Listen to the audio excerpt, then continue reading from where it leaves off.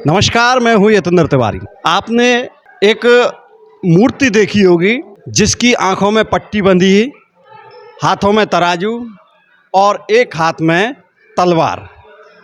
जी हाँ, हम बात कर रहे हैं उसी कानून की, उस न्याय की देवी की, उस मूर्ति की, जिसको अभी हाल ही में बदल दिया गया है।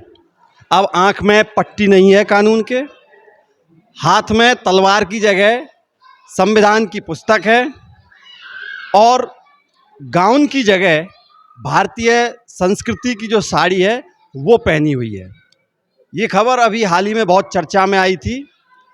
इस मूर्ति को बनाने वाले नंदगांव के प्रोफेसर विनोद गोस्वामी, जिन्होंने इस मूर्ति को अपने हाथों से तराशा था, उनके परिचय के रूप में मैं आपको बता दूं कि वो नंद बाबा मंदिर नंदगांव के सेवायत हैं गोस्वामी, और दिल्ली के कॉलेज ऑफ फाइन आर्ट में इस समय वो प्रोफेसर हैं।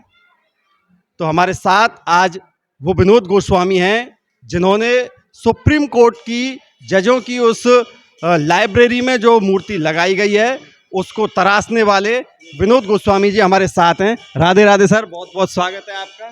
पूरे देश में आपने नंदगांव का जो मान बढ़ाया है, ब्रज का मान बढ़ाया है, उसके लिए आपको बहुत बहुत स्वागत है सर।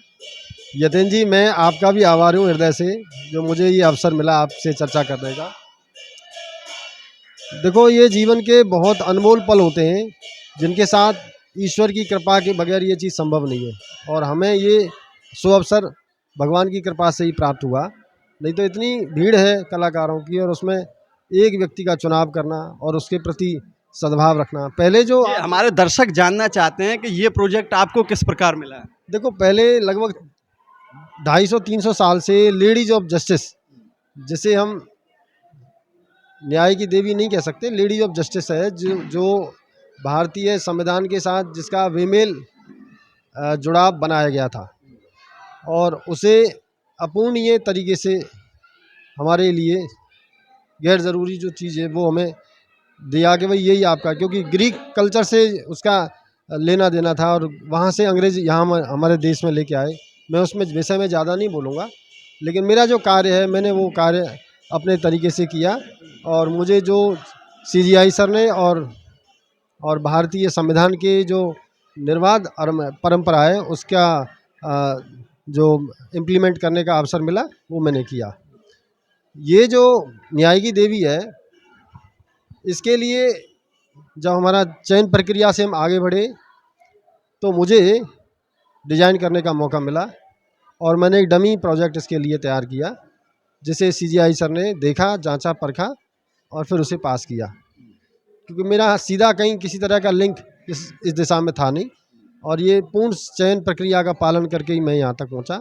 और जब डमी प्रोजेक्ट मेरा क्लियर हो गया तो उसके बाद मुझे बड़ा साइज़ का जो एक न्याय की देवी प्रतिमा है वो बनाने का उन्होंने कहा कि भाई ये आपको बनाना है। तो मैंने फिर उसे प्रारंभ किया, और करीब अप्रैल 2022 के आसपास ही हमें बना के तैयार कर दिया था। क्या बदलाव है, क्या खासियत है उस मूर्ति की? पहले जो लेडीज ऑफ जस्टिस का जो हम प्रतिमा देखते थे उसका कोरिलेशन हमारे देश में नहीं था। लोग उससे कहते थे कानून अंधा है, और उस पर कई फिल्में भी बनी, जिसे उपहास की दृष्टि से देखा जाता था कि ये कानून कितना अंधा है कि ये हमारे देश की क्या रक्षा करेगा।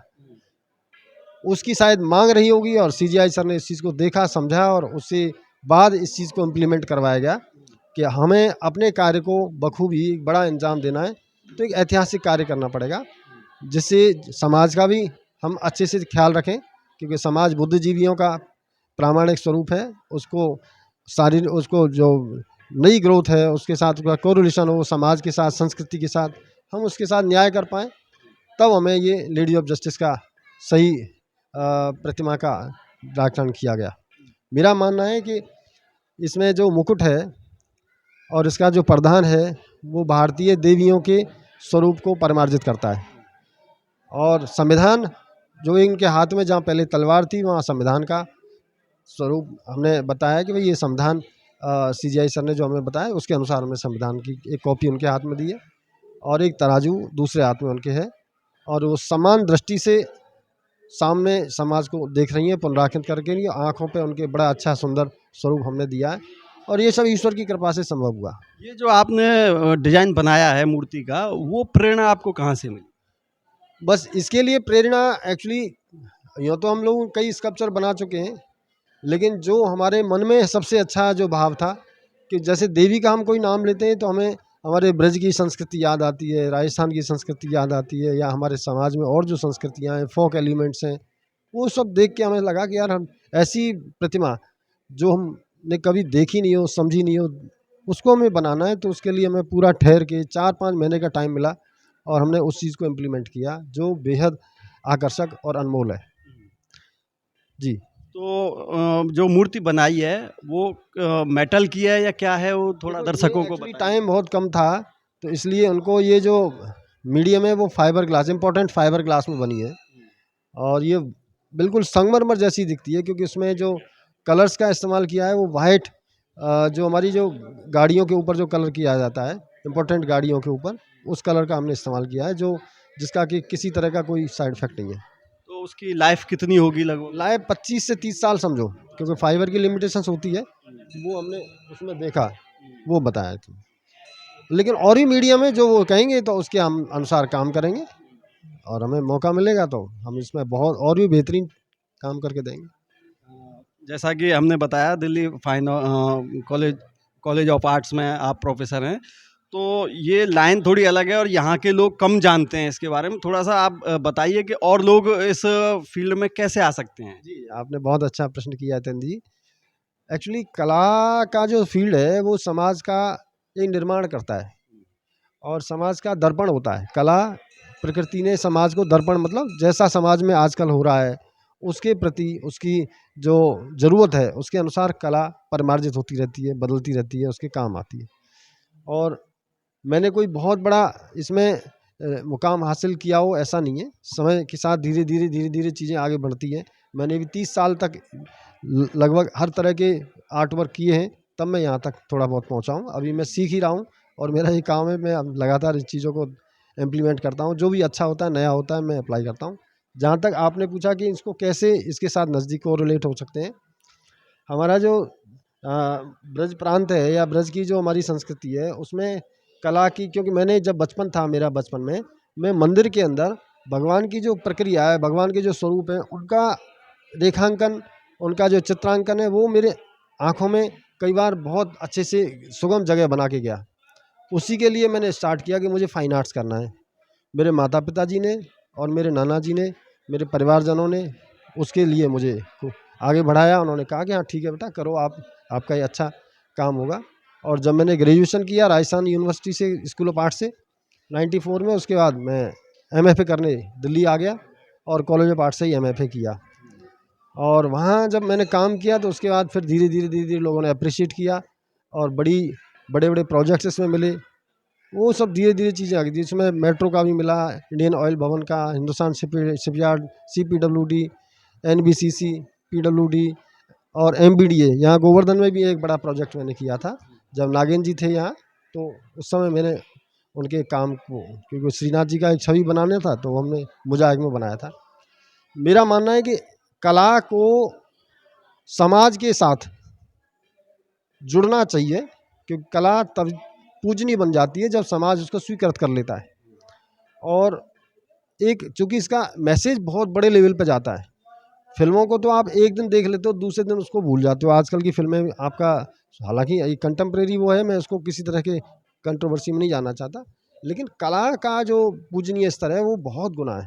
वो प्रेजेंट, पास्ट और फ्यूचर सबको अपने तरीके से इम्प्लीमेंट करना सिखाती है, और हमें उससे, पास्ट से हमें कुछ सीखना चाहिए, और भविष्य के लिए नए रास्ते बनाने चाहिए, जिससे समाज में कला का जो लगाव है वो बच्चों में बने, और बच्चे इससे जो रोज़गार प्राप्त करें। क्योंकि आजकल तो रोज़गार की नए ऑप्शंस खुले हुए हैं, और उसमें अच्छी एजुकेशन लेंगे तो वो इसमें बहुत अच्छे से इम्प्लीमेंट कर पाएंगे। जी। तो नंदगांव जैसे भगवान श्री कृष्ण का गांव है, और तो आप नंदगांव के ग्वारिया होकर के और गांव की पगडंडियों से लेकर के और प्रोफेसर तक का जो सफ़र अभी आपने बताया, और ये एक ऐतिहासिक काम आपने सुप्रीम कोर्ट में किया है, जिसको लोग वर्षों तक याद करेंगे। तो इस बीच में ये आपको कैसा लगता है?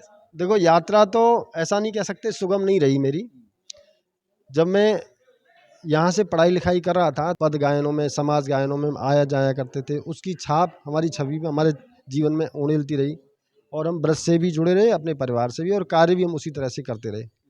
फिर हमारी जो पत्नी है, ये इनसे हमसे जुड़ी और इन्होंने हमें प्रमोट किया कि आपको क्या करना चाहिए, पहले आप इसके बारे में सोचें, समझें और तब इसको आगे इम्प्लीमेंट करें। और इस देवी का जो स्वरूप बनाया है, इसके लिए भी इन्होंने मुझे बहुत अच्छे से चीज़ों के बारे में समझाया कि आप ऐसी छवि बनाओ जो आपके जीवन को सुंदर और मनमोहक बनाए और जो संविधान सम्मत हो। तो मैंने कहा ठीक है, मैं उस चीज़ में कार्य करता हूँ। तो मैंने कई डिज़ाइन बनाए, कई स्केचेस बनाए, फिर उनको वहाँ दिखाया। जब पास हो गया तब उस चीज़ के लिए आगे बढ़ा। मैं भूरी भूरी प्रशंसा करता हूँ मेरे परिवारजनों की, बल्कि आपने भी मुझे समय समय पर कई चीज़ों के जो मेरे कार्य हैं उनको आगे बढ़ाया है। और मैं यहाँ तो एक छोटा सा दिए की तरह ही हूँ और मेरा कार्य अभी आगे बहुत है, मुझे करना है, बहुत कुछ करना है। तो मैं चाहता हूँ कि जब भी मुझे कुछ मौका मिलेगा तो मैं समाज के लिए अभी कार्य। आपने कहा आगे बहुत कुछ करना है, तो कोई 1-2 प्रोजेक्ट वो प्रोजेक्ट तो मैं एक्चुअली अभी बहुत जल्दी है उनके बारे में चर्चा करने की, लेकिन कुछ बड़ा करेंगे? हाँ, कुछ मतलब जो भगवान की कृपा होगी। मैं तो ईश्वर में बहुत विश्वास करता हूँ और जब यहाँ तक ईश्वर लेके आए तो मेरे प्रभु वहाँ भी आगे भी उनकी रास्ता बनाएंगे और कोई ना कोई बढ़िया कार्य कर दिलाएंगे। तो हमारे दर्शकों को चलते-चलते कोई संदेश?